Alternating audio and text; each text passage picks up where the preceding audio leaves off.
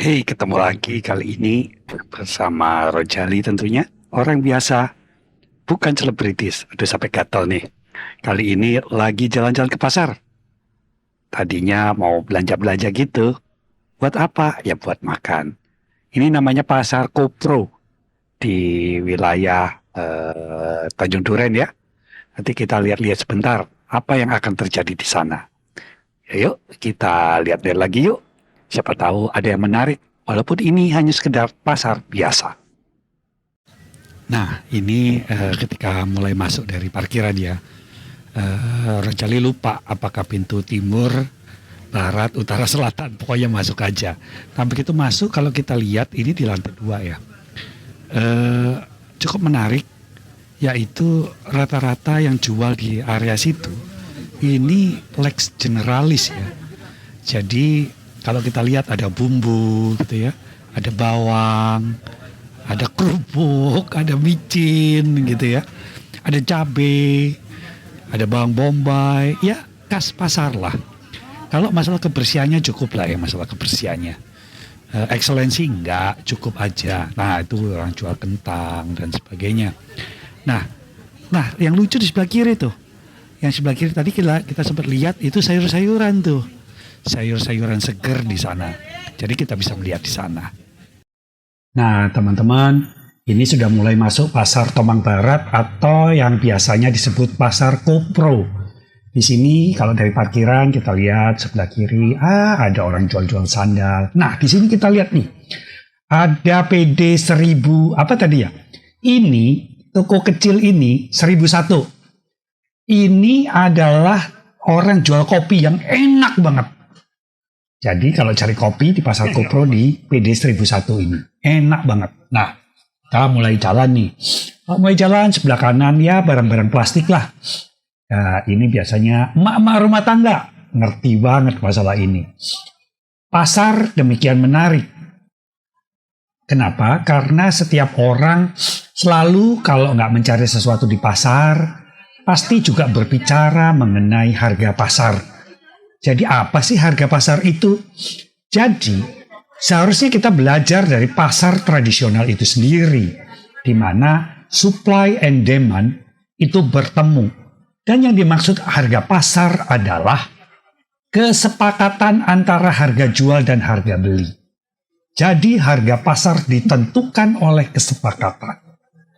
Di sini kita melihat dalam kehidupan kita sehari-hari bahwa permasalahan harga produk itu sendiri meleset daripada harga value itu sendiri. Mengapa? Dalam pasar seperti ini, sebetulnya nggak ada yang ngerusak harga. Coba tebak, siapa sih yang suka ngerusak harga? Apakah produsen ataukah customer? Mungkin juga bukan. Ada sisi abu-abu di sana yang namanya distribusi atau rantai distribusi. Memang dalam perekonomian, dalam perdagangan, penguasa adalah yang menguasai area distribusi itu sendiri. Nah, disinilah terjadinya kekacauan-kekacauan harga itu. Jangan-jangan ada produsen yang memiliki rantai distribusi sendiri.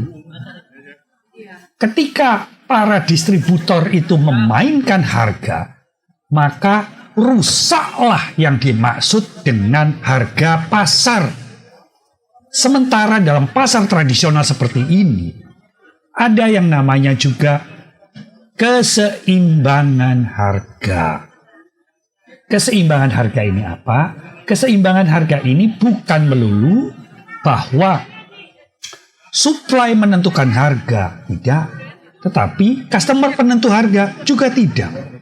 Tetapi kesepakatan disinilah terjadinya harga pasar yang sesungguhnya.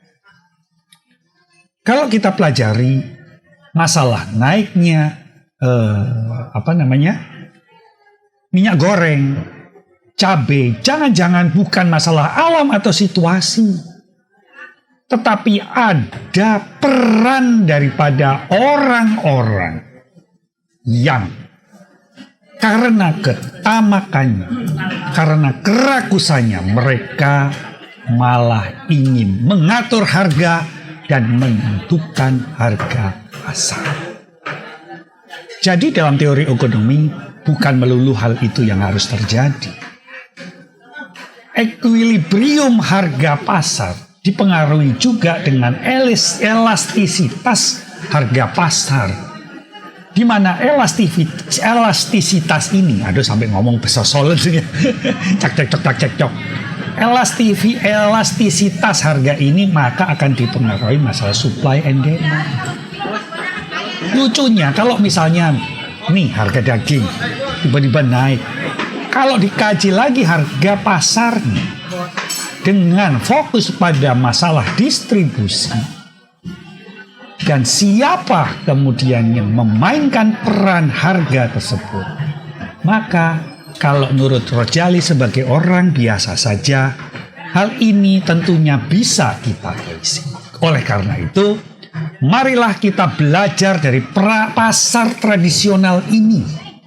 Bagaimana mengacu pada harga pasar, keseimbangan harga pasar, bertemunya kesepakatan antara penjual dan pembeli, sehingga harga tidak lagi diciptakan dan dikuasai oleh hantu inflasi.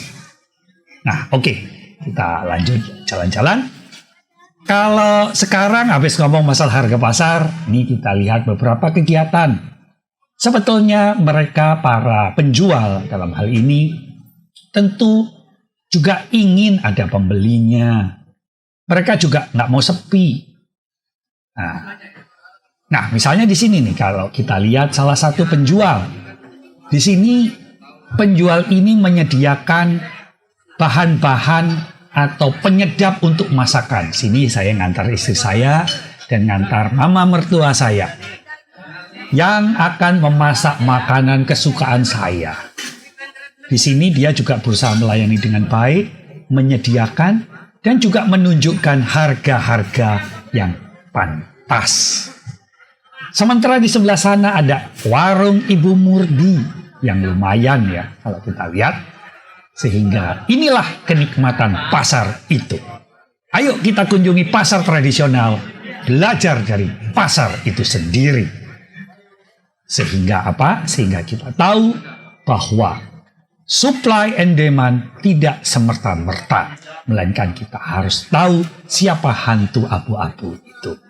Supaya mereka yang berbelanja merasa senang, yang menjual kegembiraan terasa, dan kenikmatan untuk sebuah perjuangan mencukupi kebutuhan sehari-hari terlaksana dengan baik. Tuh, mulai ngitung cuan, mulai ngitung harganya. Apakah itu gaya doang atau sekedar untuk menarik perhatian pelanggan? Sampai sini dulu, kita jalan-jalan lagi. Sampai ketemu lagi. Salam Rojali.